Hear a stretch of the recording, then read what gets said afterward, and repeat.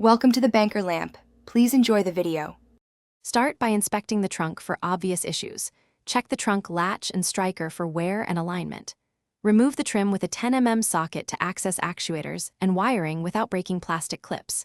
Inspect the wiring harness for corrosion at the connector pins and look for frayed insulation or rodent damage. Operate the latch manually while watching the mechanism engage. Note any grinding, stickiness, or play. Record whether the problem is mechanical, electrical, or both to decide the correct repair path.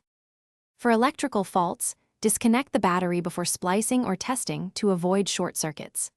Unplug the trunk actuator connector and bench test the motor at 12V. Reverse polarity to test both directions.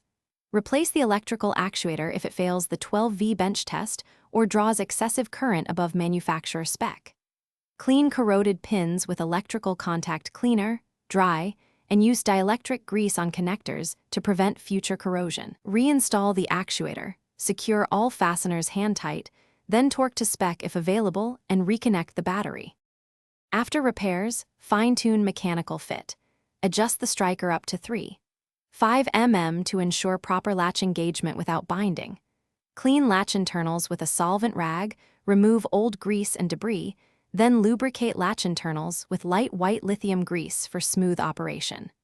Verify wiring repairs by cycling the trunk and checking that sensors and switches report correctly to the vehicle. Test trunk operation 20 cycles to confirm consistent performance and watch for heat, smoke, or intermittent faults. Recheck fastener torque and trim fitment before returning the vehicle to service.